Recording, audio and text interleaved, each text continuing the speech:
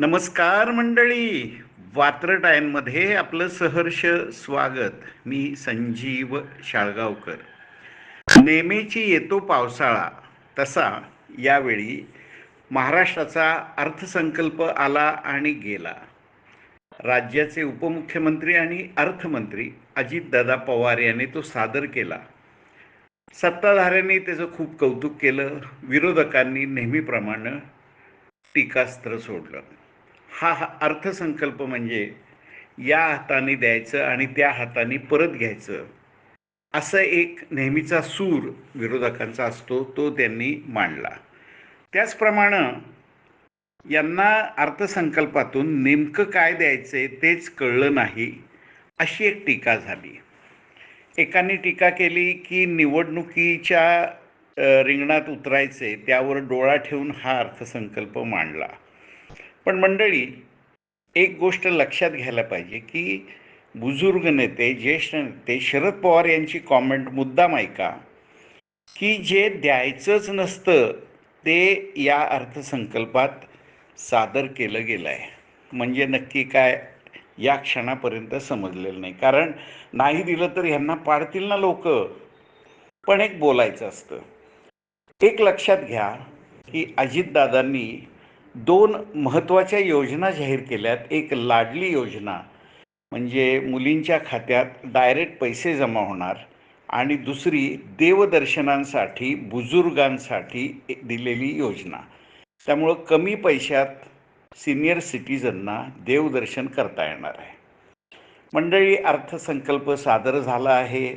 सरकारला कदाचित चांगला बूस्टर त्यामुळे मिळेल अशी आजची अवस्था आहे. पुढचं माहीत नाही. पण एकूण विरोधकांची टीका आणि सत्ताधाऱ्यांचं कौतुक यामध्ये सर्वसामान्य नागरिक नेहमीप्रमाणे अडकलाय. त्याला समजत नाही की हा अर्थसंकल्प चांगला आहे का वाईट आहे. ठीक आहे मंडळी, एक लक्षात घ्या, आपल्याला जर फायदा वाटत असेल, आपल्याला जर समाजामध्ये काही बदल दिसत असतील तर अर्थसंकल्प नक्कीच चांगला असंच म्हणावं लागेल. आणि ही झाली माझ्या आजच्या वात्रटिकेची पार्श्वभूमी. ऐका तर आजची माझी वात्रटिका.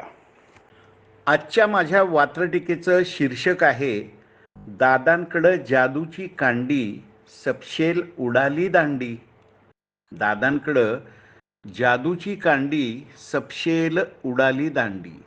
अजितदादांचा अर्थसंकल्प नवीन बरंच जाणवलं. आघाडीची भंबेरी व्यर्थ संकल्प म्हणून हिणवलं. टीका काय करायची ते तर आधी ठरलेलं असतं. दरवेळी आकडेमोडीत काहीच चांगलं दिसत नसतं. अर्थसंकल्प मांडला की टीकेचे मुद्दे तेच असतात. कुणालाच कळत नाही, टोलेबाजी करत बसतात. भावी मुख्यमंत्री उद्धव पंतांनी कबूल करून टाकलं, समजत नाही बुवा. 1.25 लाखाच्या मुठीत झाकलं. झाकली मूठ 1.25 लाखाची. देवदर्शन लाडली योजना तळागाळापर्यंत गाजणार. ऐका, देवदर्शन लाडली योजना तळागाळापर्यंत गाजणार. विरोधकांकडं बघत सत्तेची खुर्ची दुरूनच लाजणार. दादांनी शेवटच्या ओव्हरला जादूची कांडी दाखवली. दादांनी शेवटच्या ओव्हरला जादूची कांडी दाखवली. काका नाना उद्धव पंतांची सपशेल दांडी वाकवली. या महायुती सरकारचा हा शेवटचा अर्थसंकल्प आहे. म्हणजे आता हे सरकार निवडणुकीला सामोरे जाईल पुढच्या 6 महिन्यात. आघाडीच्या लोकांनी म्हणजे विरोधकांनी त्याचा अर्थ असा काढलाय की यांचा हा शेवटचाच अर्थसंकल्प आहे, हे पुन्हा काही सत्तेवर येणार नाहीयेत. बघूया, एकूण ओव्हरऑल हा अर्थसंकल्प बरा दिसतोय. पण जनतेनं ठरवायचंय कुणाला डोलवायचंय, कुणाला घोळवायचंय. तर ही झाली आजची माझी वाचटिका. मंडळी, नेहमीप्रमाणे लाईक करा, इतरांना इतर ग्रुप्सवर शेअर करा आणि मुख्य म्हणजे सगळ्यांना सबस्क्राईब करायला सांगा. आपण देत असलेल्या प्रतिसादाबद्दल मनापासून धन्यवाद.